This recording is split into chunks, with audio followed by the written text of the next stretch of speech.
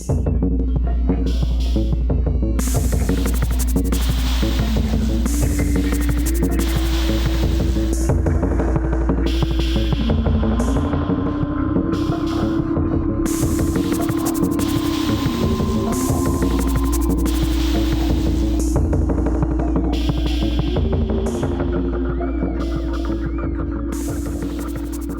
to Astrology of the Unknown.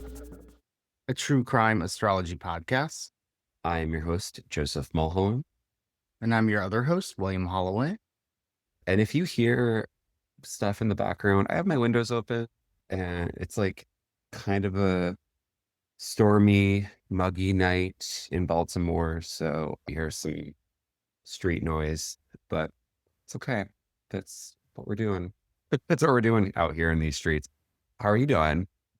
I'm good. I was just thinking about how I do miss those muggy nights. Not a big fan of the humidity in the summer, but I do like that spring kind of wetness that happens out there. It's starting to get wet. It's getting wet over here. Well, we're always wet over here, so Oh yeah, always wet where you are. yeah. Snail trail. So before we get started today, I just wanted to say I want to give you all the credit for this episode that we're about to do. So William wrote the whole script for this. So everything you hear me say, William researched and wrote. I have just not had the bandwidth these last few days to do this. So thank you, William, for doing my job and yours. Yeah. No problem, because sometimes I have a hard time connecting with these charts, and then other times I become obsessed with the story. This is one where I've been really kind of obsessing over it. So it wasn't that hard to write the script because I knew the story pretty well. Yeah, well, I mean, I know that for years this has been something that you've been interested in. Like I remember you like bringing this up years ago. So I know this is something that's like always kind of been in your mind. Yeah, and it was suggested a lot, actually, when I announced that we were going to be doing this podcast, and I've been asking around if there was any topics or stories that we should cover. This was one of the ones that came up a lot, and but I wanted to purposely wait till we had done a lot. I wanted to feel confident in what we were looking at, Makes sense. So if you can't tell by the thumbnail of this episode, we are going to be talking about the mysterious death of Natalie Wood. So let's just dive right in, shall we? Yeah. All right. Natalie Wood was one of those rare Hollywood stars who seemed to belong to the screen from the very beginning. She was luminous, vulnerable, glamorous, and instantly recognizable. She was one of those few child actors who managed to grow into a respected adult actress without disappearing into the machinery of fame. She starred in some of the most iconic films of the 20th century. She worked alongside some of the biggest names in Hollywood and lived a life that, at least from the outside, looked like a classic movie star fairy tale. But behind the elegance and the polished public image, Natalie Wood's life was more complicated than it seemed. And on Thanksgiving weekend in 1981, during what should have been a simple getaway aboard a yacht off the coast of Catalina Island, Natalie Wood vanished into the dark water. By the next morning, she was dead. And more than 40 years later, one question still lingers over one of Hollywood's most famous unsolved mysteries: what really happened to Natalie Wood? Today, we're going to walk through who Natalie Wood was, the love story that defined so much of her public life, what happened during her final night aboard the ship Splendor, and we're going to look to see if the astrology has any answers. So, first question is, who was Natalie Wood? Natalie Wood was born Natalie Zakharenko on July 20th, 1938 in San Francisco, California, to Russian immigrant parents. Her family later moved to Los Angeles, and from a very young age, it was clear that Natalie's life was going to be shaped by Hollywood. Her mother was deeply invested in her becoming a star, and Natalie began acting as a child. Like many child performers in that era, she entered the industry extremely young, before she could possibly understand what it would mean to live so much of her life in front of cameras and under public scrutiny. She first became widely known as the child in Miracle on 34th Street in 1947, where she played Susan Walker, the skeptical little girl who begins to believe in Santa Claus throughout the course of the movie. Even then, she had something special on screen, a seriousness and emotional intelligence that made people pay attention. And unlike many child stars, Natalie Wood didn't fade away as she got older. She successfully made the leap into adult roles and became one of the defining actresses of the 50s and early 60s. She starred in Rebel Without a Cause in 1955 alongside James Dean, a film that would become one of the most iconic portraits of teenage unrest in American cinema. She appeared in The Searchers with John Wayne, then later gave one of her most acclaimed performances in Splendor in the Grass, where she played a young woman unraveling under emotional pressures of love, repression, and expectation. Then came West Side Story in 1961, one of the most beloved movie musicals ever made. Natalie Wood was no longer just a former child actress. She was a serious star. She earned 3 Academy Award nominations by the time she was in her 20s, and she had already built a career most child actors could only dream of. But like many major stars, her personal life often became part of the public spectacle. And in Natalie's case, no relationship would define that more than her relationship with Robert Wagner. So next we're going to talk about this, great Hollywood love story she had with Robert Wagner. If you were looking at Natalie Wood and Robert Wagner from the outside, they looked like the perfect Hollywood couple. They were both beautiful, famous, successful, and very much part of the glamorous studio era image of romance and celebrity. The two met when Natalie was still very young, and eventually their relationship developed into one of Hollywood's most talked about romances. In 1957, Natalie Wood and Robert Wagner got married. She was only 18 years old. At the time, they were treated like most royalty by the press. They were young, photogenic, stylish, and deeply marketable as a couple. But like many celebrity marriages, the reality behind the public image was reportedly much more complicated. They were both ambitious, they were both famous, they were both living under intense public scrutiny, and over time, that glamorous image began to crack. Their marriage ended in 1962. For many couples, that would have been the end of their story, but not for Natalie and Robert. After their divorce, Natalie eventually married British producer and literary agent Richard Gregson in 1969. This marriage marked a different phase in her life, one that seemed, at least outwardly, a little quieter and a little more grounded. During that marriage, Natalie gave birth to her first daughter, Natasha Gregson Wagner, in 1970. But that marriage did not last either, and Natalie and Gregson divorced in 1972. And then something happened that made Natalie's love life even more fascinating to the public. She reunited with Robert Wagner. Natalie and Wagner remarried in 1972, making them one of Hollywood's most unusual and romanticized second chance couples. For many people, their reunion felt almost mythic, like a classic Hollywood love story that had somehow survived heartbreak and time. Together, they later had a daughter, Courtney Wagner, born in 1974. By all public appearances, Natalie had entered a more domestic and family-centered chapter of life. She remained famous, of course, but she also seemed more selective about work and more invested in motherhood. She was no longer just a young actress navigating the pressures of fame.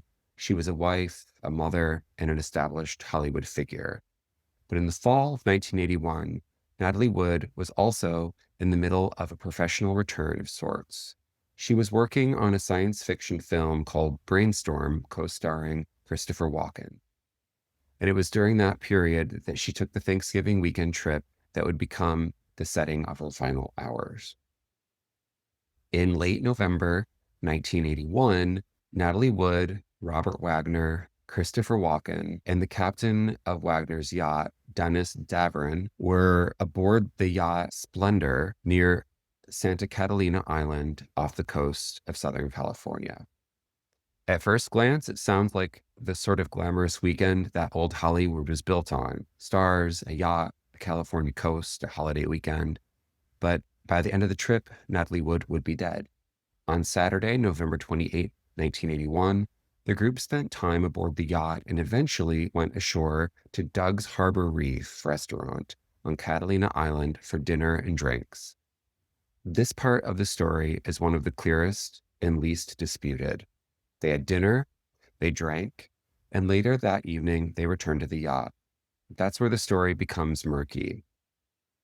What exactly happened after they got back to the Splendor has been argued about, re-examined, denied, reframed, and debated for decades. What we know is this: at some point in the night, Natalie Wood disappeared from the yacht. And when she disappeared, the yacht's inflatable dinghy was also no longer where it should have been. So this is where Natalie Wood's death shifts from tragedy into mystery. According to later reporting and witness statements, there had been drinking that night and there had been tension aboard the yacht. Over the years, there had been repeated reports that Natalie and Robert Wagner argued that night. Some accounts have suggested the argument may have involved Christopher Walken, or at least tension surrounding him and Natalie's professional relationship. Wagner himself would later acknowledge that he and Natalie had argued before she disappeared, that the exact nature of that argument does remain disputed. Natalie was reportedly found wearing a nightgown, socks, and a red down jacket. That image alone has haunted the case for decades. Because if Natalie was in sleepwear, what exactly brought her out onto the deck of that yacht in the middle of the night? Did she hear something? Was she upset? Was she trying to leave? Was she checking the dinghy? Or was something else happening entirely? At some point during the overnight hours between November 28th and November 29th, Natalie Wood entered the water. No one has ever publicly established the last minute or exact mechanism by which that happened. And that certainly is the reason the case never truly went away. And on the morning of November 29th, 1981, Natalie Wood's body was discovered floating in the water approximately 1 mile from the yacht. The dinghy was found nearby. She was 43 years old. Her death was devastating, not only because she was a major star, but because the circumstances were immediately unsettling.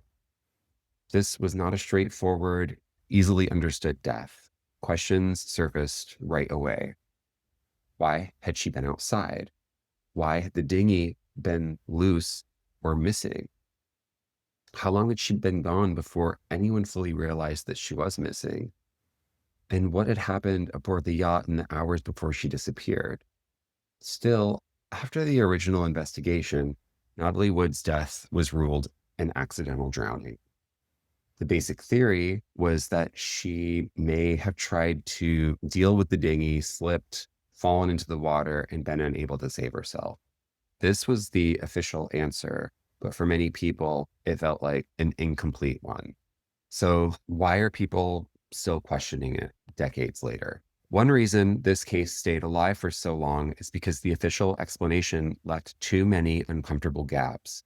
Natalie Wood was widely said to have had a fear of dark water, a detail that has been repeated so often that it became central to the public's suspicion. Apparently, before Natalie was born, her mother went to a psychic who told her she would have a world-famous daughter, but she must beware of dark water. Her mother never let her daughter forget this. Yee. Yeah. Over time, statements about what happened that night did not always line up very neatly. Accounts differed about whether there was an argument, what the mood aboard the yacht had been, and how events unfolded before Natalie was no longer seen.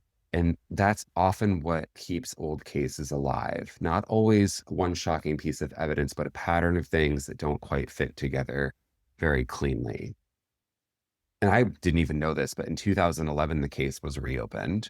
So, Yes, I so for remember nearly, this. yeah, so for nearly 30 years, Natalie Wood's death remained officially classified as an accidental drowning. But in 2011, in November 2011, A whole years, Saturn return, yeah, yeah, because she died in November of 30 1981. years.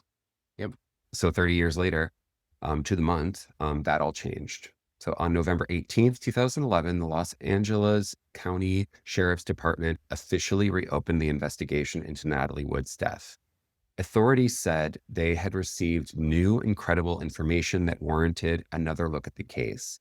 One of the major reasons this happened was renewed public statements from Dennis Davern, the captain of the Splendor, who claimed that he had not been fully truthful during the original 1981 investigation. He alleged that important details had either been minimized or left out entirely. That alone was enough to reignite massive public interest. The reopening of the case led to one of the most important official changes in the entire story. In 2012, Natalie Wood's death certificate was amended. Instead of listing her death simply as an accidental drowning, the cause of death was changed to drowning and other undetermined factors because it signaled that investigators and medical officials were no longer comfortable saying her death had clearly been an accident. That doesn't automatically mean that it's a homicide, but it does mean uncertainty. And in criminal or suspicious death cases, uncertainty can be everything. Then in 2018, investigators made another major public statement. Robert Wagner was named a person of interest in the case. Personal interest is not the same as a charged suspect. It does not mean that someone has been proven guilty or anything. It just means investigators believe that person may have relevant knowledge or may be central to understanding what happened. Still, for a man who had once been part of one of Hollywood's most romantic public love stories, the shifting was staggering. The fairy tale had become something much darker. So, it's been over 40 years since Natalie Wood tragically passed.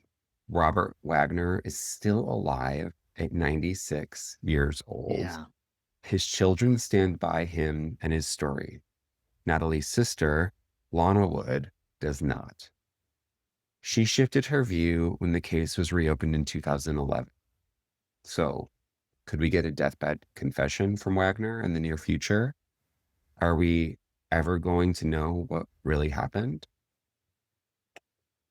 I want to know what the astrology has to say. So let's This hand is it a over wild to one. let's hand it over to This you, one Lenny. has so many twists and turns. It's like the astrology itself is like a Hollywood movie.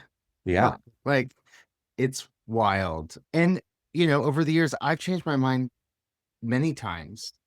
So I wanted to start with Natalie Wood's birth chart. And also I want to say happy full moon in Libra. This is the perfect case to be looking at Oh yeah. today while we have this full moon in Libra. She was a Libra rising.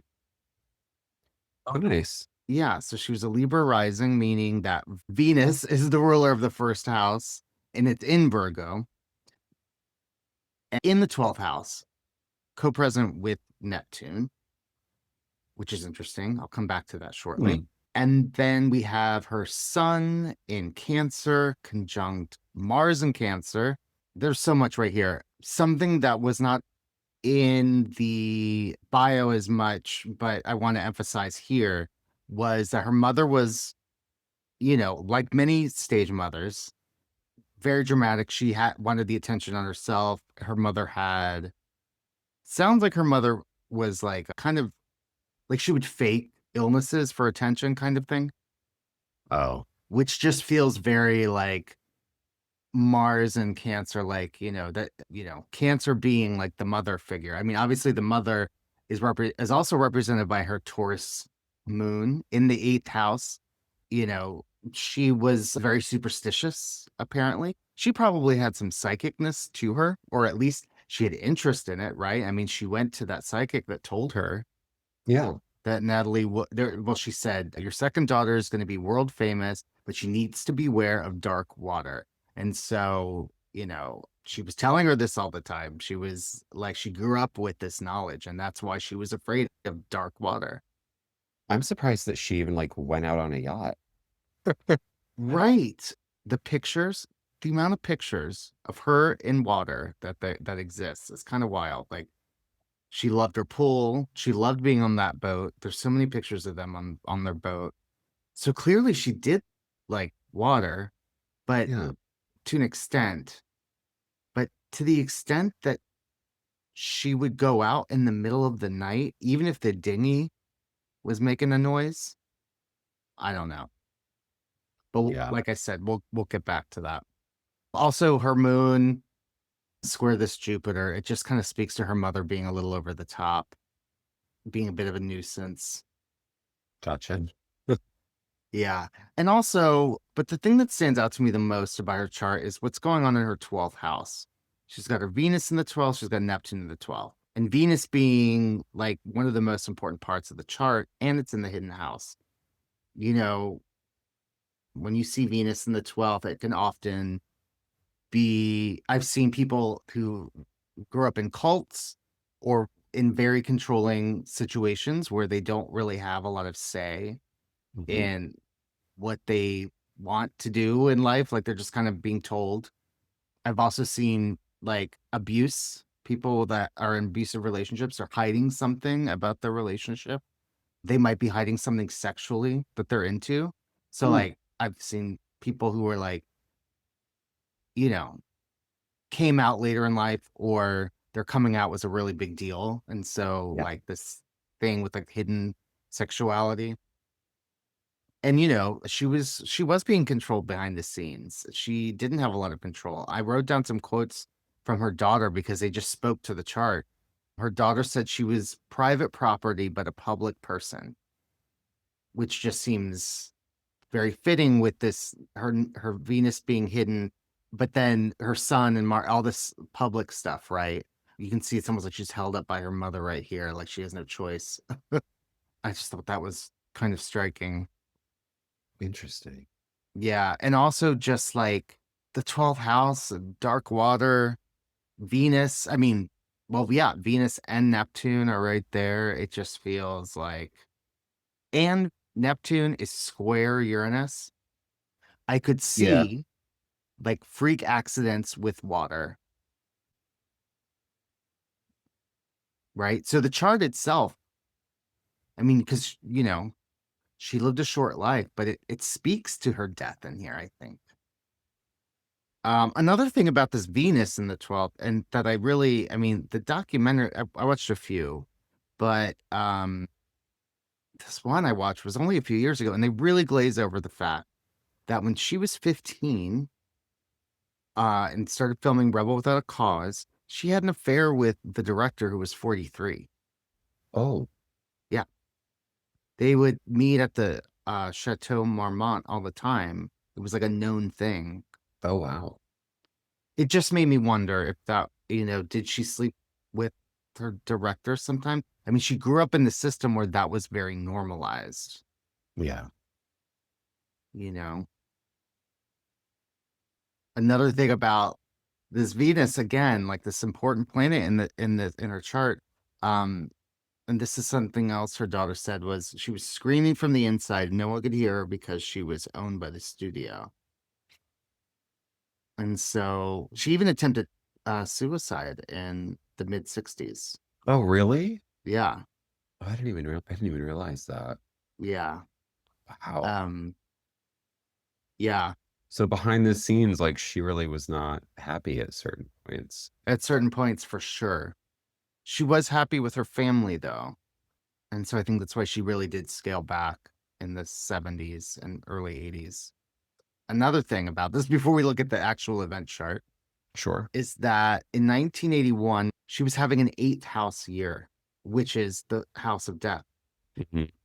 Not that when people have it, we all have eighth house years every Yeah. 12th year, like, Yeah, but it's uh, figurative usually. it's not surprising when in the house of death that happens, right? It also like kind of activates this Uranus Neptune story. and the moon representing the body. And it's a Venus. So it was also a Venus ruled year. So Venus was super important. And so, I mean, so much is in this chart of hers.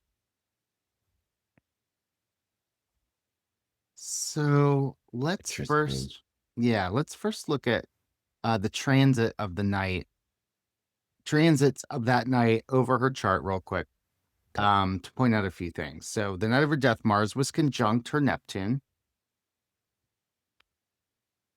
So like again, triggering that like Neptune Uranus trine. I think I said Hmm. square before, but either way, easily sliding into accidents with water. Yeah. Oh my God. Oh, Yeah, I know. And then so that was the main stuff with this chart. I don't want to look at the transit. We're going to look at the event chart by itself, but I mean, just just so far what we've looked at, and if we didn't look at anything else, my I would say that this looks like an accident, but hmm. let's keep looking. So, November 29th, 1981, I went with 11:05 p.m. in Catalina, California. That was apparently the last time she was seen before getting on the boat. Because I want to say it was around midnight that they only an hour later where apparently the her going into the water happened. So Yeah. um so we've got a Virgo rising chart, meaning Mercury is the planet that represents Natalie. Mercury is in Sagittarius in the fourth house, conjunct Uranus, co-present with the Sun and Neptune. We've got Mars in the first house in Mhm. Virgo, and it is square that Neptune in Sagittarius. Mars is trine Venus. Remember, Venus was super important for Natalie this year. Venus was out of Right. bounds. Hmm. Um, Venus out of bounds can be like heightened vulnerability for women, boundary testing behavior in relationships, Hmm. um, sexual things that are like outside of the norm showing themselves. And it's conjunct that South Node. Yeah, there's so much going on here. So let me just break it Wow. down. Okay. First off, with Mars in the first house, trining that Venus conjunct South Node is like getting down and dirty in a fight, pulling all the low blows, pulling up stuff from the past, being nasty. All while it's Mars is squaring that Neptune, like drunkenness, right? Yeah. Um,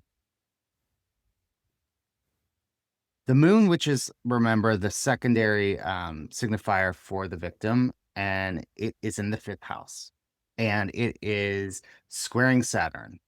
Okay. So that right there is like a romantic fight or disagreement or partying, even because the fifth house is like partying, Yeah. or sex romps. Um, Hmm. she was in that movie about like the group sex. I can't remember what it was called right now. It's on the Criterion collection right now. It's like Bob and Sally and Larry and Tina or something. I know I'm getting all the names wrong, but it's Oh, something like that. And a lot of the movies that she would do would really reflect what was going on in her life at the time. Like Splendor in the Grass happened because it was a similar kind of scenario of someone not having autonomy, right? And so she could really mhm. channel that. I've always got the vibe, especially from her chart, that she was into some stuff. And it could have been, you know, I hate, I'm down for anyone being into whatever they want to be into. And uh I don't want to like say, that because she was raised in a system where sexual abuse is probably prominent, where, just kind of having to like use sex to get places. I just wonder how that affected her life as an adult. And, Yeah. she starred in that movie about like that group sex situation. And So I just looked it up. The movie is called Bob and Carol and Ted and Alice. Yes.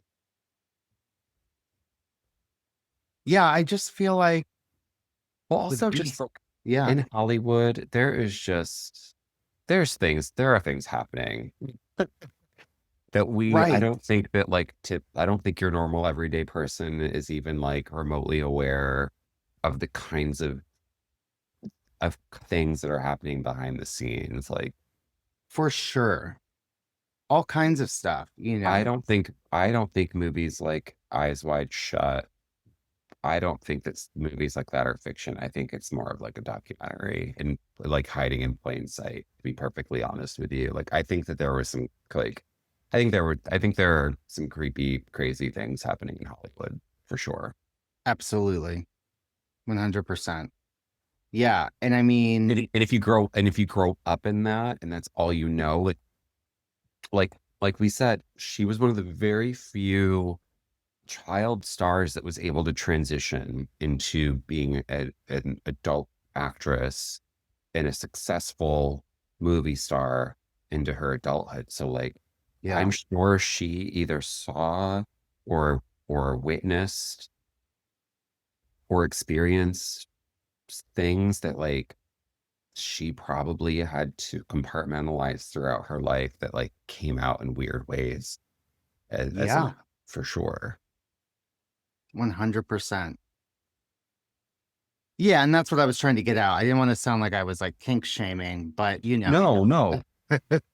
Yeah, I'm to each sure their that own. that informed her sex life. How could it Oh, not? absolutely.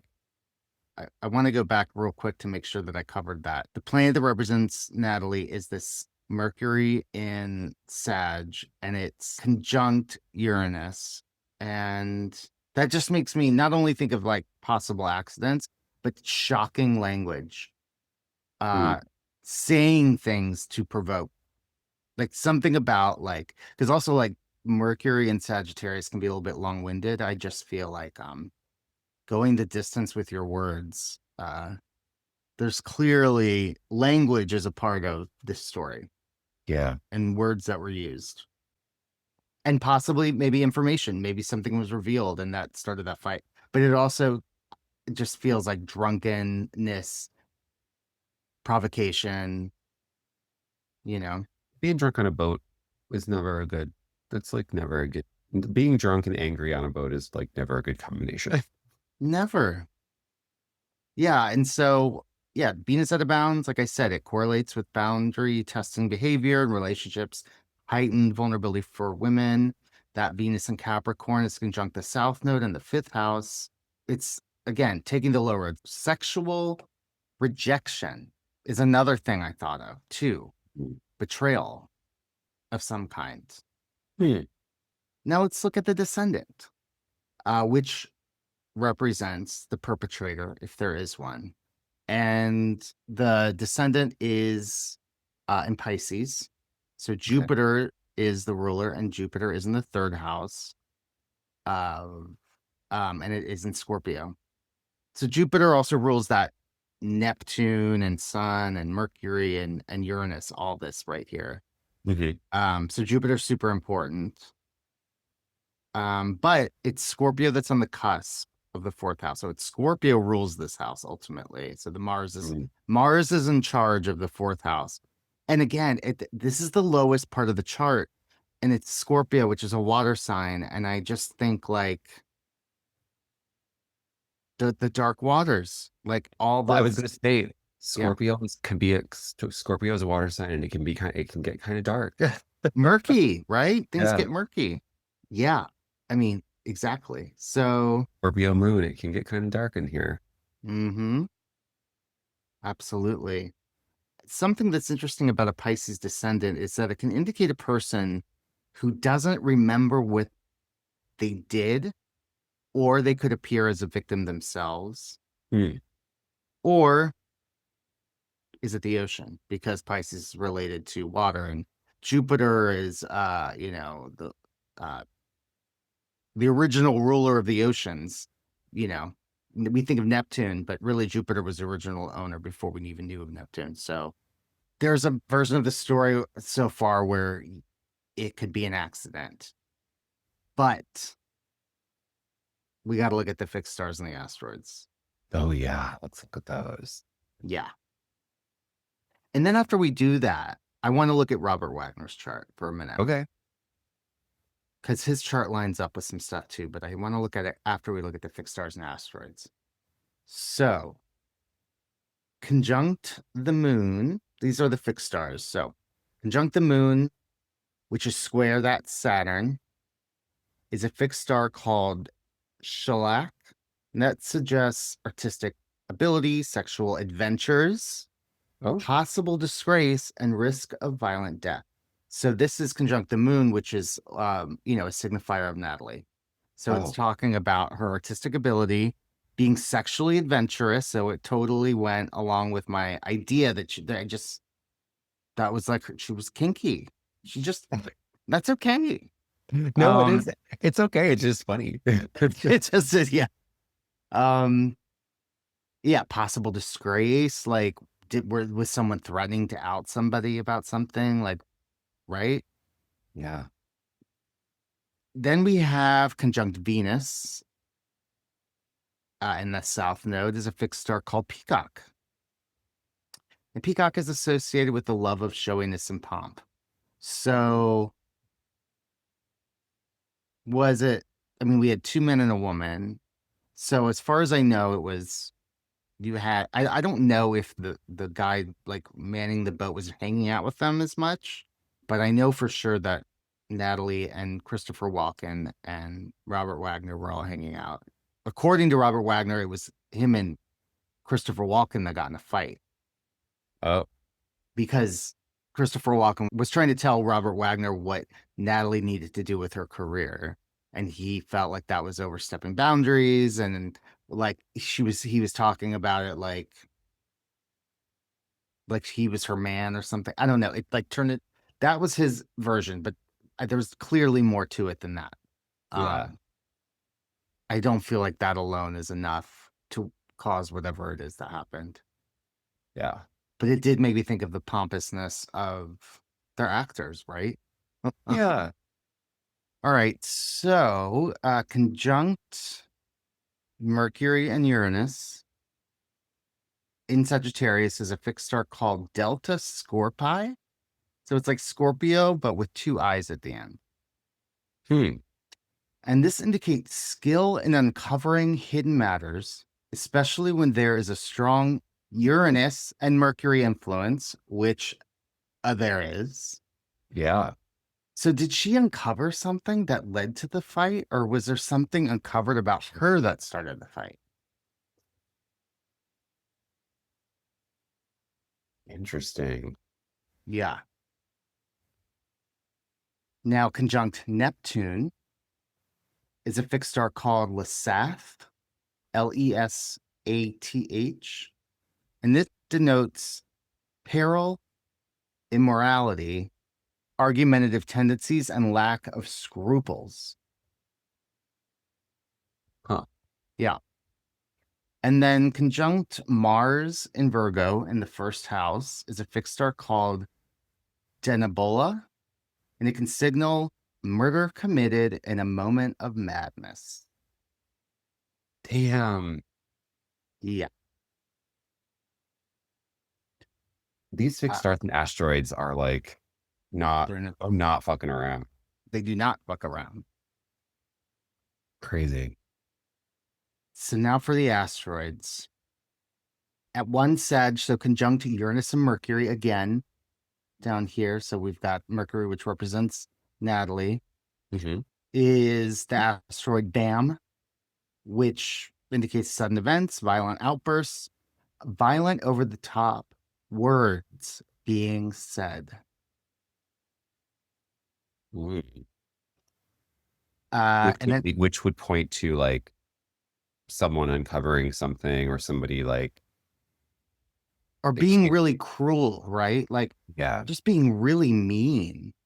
Like, I'm thinking of things like, her telling him that, his dick is bigger than yours, or I don't know what, or just like you've always been a terrible lover. I don't know. I'm just like, when you love somebody or you've been with someone for a long time, you can also, how to be the meanest, right? And so Absolutely. it just makes me feel like their dark stuff came out that night. Yeah. And then also conjunct all of this, the Mercury and Uranus is an asteroid called Siwa. We've seen this one before. And it is about destruction, anger. It can present in charts indicating acts of violence motivated by deep seated anger. This highlights extreme power dynamics, often involving a fatherly figure. Hmm. Now, when she was 10 years old, she saw him in that studio, and he was a full adult man. How much She was older? 10. How And much older than her was? I think he's like 11 years older, 10 or 11 years older, Okay, something so like he that. was like 20, 21. Yeah. And she apparently saw him and said, I'm going to marry that man one day. Ugh. Yeah. She always liked older men. So, yeah, when she ended up with him, he was in his late 20s and he was like, I took her on our first date on her 18th birthday. Yeah, right. We all know that there's a lot of grooming that happens in Hollywood. So Yeah, it may have been totally. like it could have been the first official date, but you can't tell me that like they hadn't talked before then or that there wasn't any flirting going on or Oh, for sure. yeah. So, in that way, he is kind of a fatherly figure to Yeah, her. I'm sure he was. absolutely. Yeah. Now, conjunct Neptune. We've seen this asteroid before. Beer, Beer. Oh yeah. And that always indicates alcohol being a factor in things, which we know that already. And Yeah. it's like it's almost like amplifying Neptune's influence in the way we think about it. It's like beer and Neptune already is like alcohol and confusion, and then you add beer.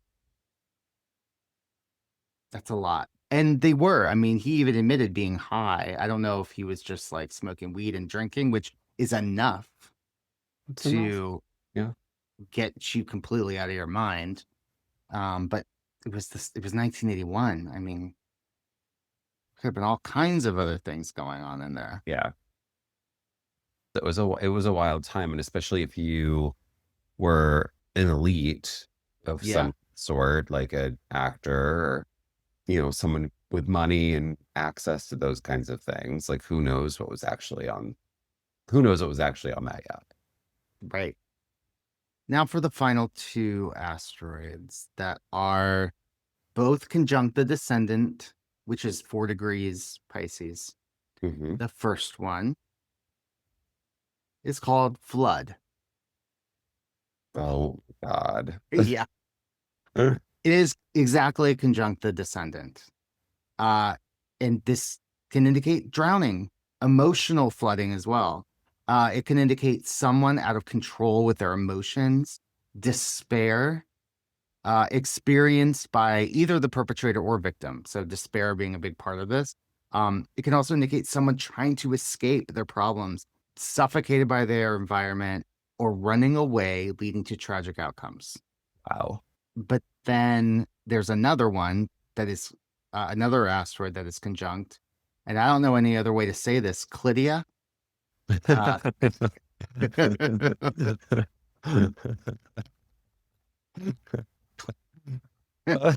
Clydia, oh Clydia. And it's spelled Klytia. I mean, Oh my God. that's the only way you can say it, right? Or Clydia, or I don't know. Who freaking I would probably say Clydia. Clydia, it's Clydia. So Clydia speaks to jealousy, emotional suffering due to rejection. This asteroid shows up where love turns to violence, and it can manifest in crimes driven by jealousy, unreciprocated affection, or intense emotional pain due to rejection. Wow. Yeah. So let's real quick look at Robert Wagner. So he's a Scorpio rising. Mars is an important part of his chart. It rules the first house. Mars is in Aquarius Hmm. in the fourth house. His sun is conjunct Venus. We see this in celebrities a lot, especially ones that use their charm. I mean, I've seen it with like cult leaders as well.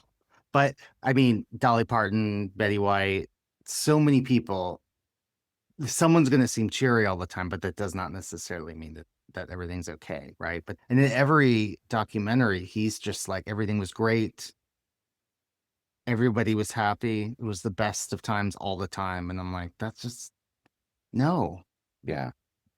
And then his moon is opposing his Saturn, which can be issues with boundaries, possibly. He was having a fourth house here. So she was having an eighth house here, and he was having a fourth house here, which is ruled by Saturn. But it's also activating his Mars and his Sun and his Venus. It's just like it's clearly like a really big year. It's a foundational year for him. Yeah.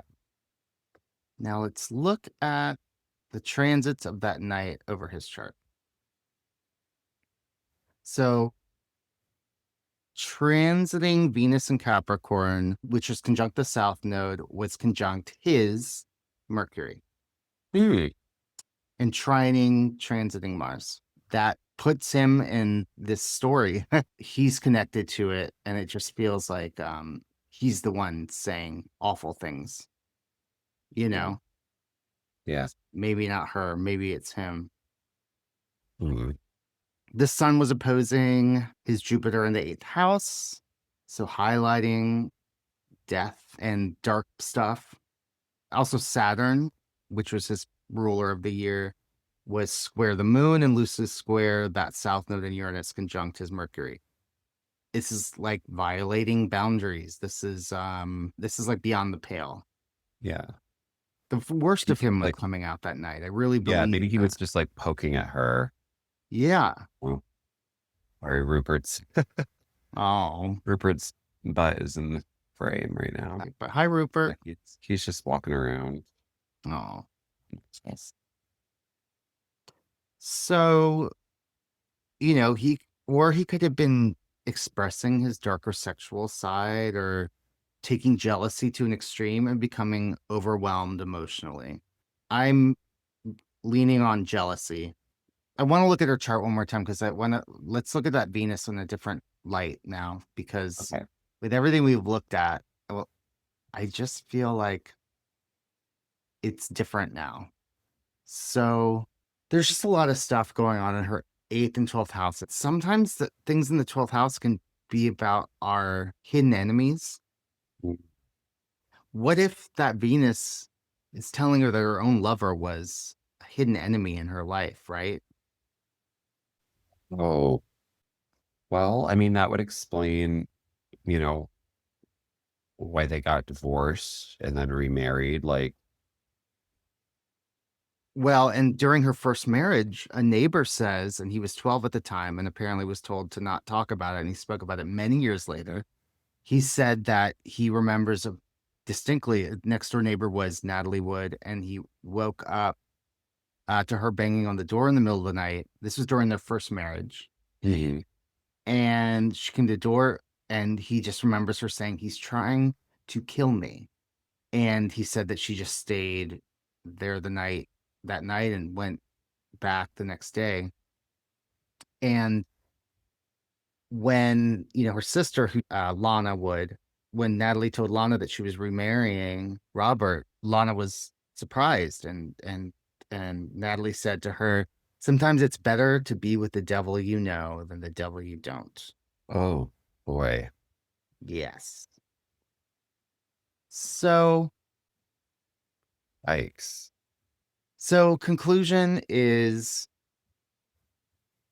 I do think that she was forced into the water. I don't know if he was like, "Get out of here," but I think she was forced. I don't think she would have willingly done that. If it was about the dinghy, she would have told the captain of the ship, "Hey, can you get that dinghy?" Why would she go out there by herself? She wouldn't. So so with the dinghy, is it the kind of thing where like Is the theory that she left on the dinghy and it deflated or something? Like, I'm confused about the dinghy. The idea is that she left on the dinghy. Not that it didn't, it wasn't deflated when it was found, Oh, okay. but the idea is that she probably hit her head trying to get on the dinghy. Gotcha. But they weren't that far from shore. So I feel like, what if he forced her in the water and was like, get out of here? Yeah. There's two other things that we haven't totally spoken of yet, which is that there was a witness that came forward only a few years ago that said that he heard that night by their boat, he heard a woman screaming for help. And then also the captain said that when they realized that she was no longer on the boat, his first instinct was, let's put the searchlights on. And Robert told him no. And instead, he insisted that they Why? sit there and Well, drink for an hour. So they sat there and took shots for an hour before they did anything, because he was probably thinking of what he was going to do and what he was going to say. He's right. yeah. Yeah. So there, I said it. I think he's responsible for her death. Interesting. If he didn't physically put her there, then my second idea is that she tried to escape. So I think, and then that happened. So because maybe she Yeah. was just like, get me the fuck out of here. But I don't fully buy that either, but it's possible. And even still, then at the end of the day, the reality is, if that fight hadn't occurred, she wouldn't have died that night. Yeah. So Yeah. So one way or the other, he's probably responsible. Like whether it's him physically removing her from the boat or making her feel so unsafe that she felt like she had no other choice than to leave. yeah, So crazy. yeah. Maybe it was one of those like these gays are trying to kill me situations where like she went to get off the boat and like fucking like hit her head or something. I don't know. Yeah, I mean, maybe that was how it happened. So weird. I know. Well, And also that his transits don't look too hot right now. Robert Wagner. So we're gonna I grow don't too. typically like to predict death, but I wouldn't be surprised if he passes away this year by the fall. Maybe we'll get it. Maybe we will get a deathbed confession. We might. That would be kind of interesting, huh? Yeah. Yeah. But are we gonna know about it, or is he just gonna tell the daughters? Right. Yeah. Because they've stood by him this whole time. They have. A person can be many things. A person can be a really good father and also someone that abused a woman and caused her death. Yep. Yep. So Exactly. Well, we'll keep our eye on it, like we yeah. do with all of our cases that we've talked about. And yeah, we'll see you. We'll see you when we see you. See you on the flip side. All right. See y'all later.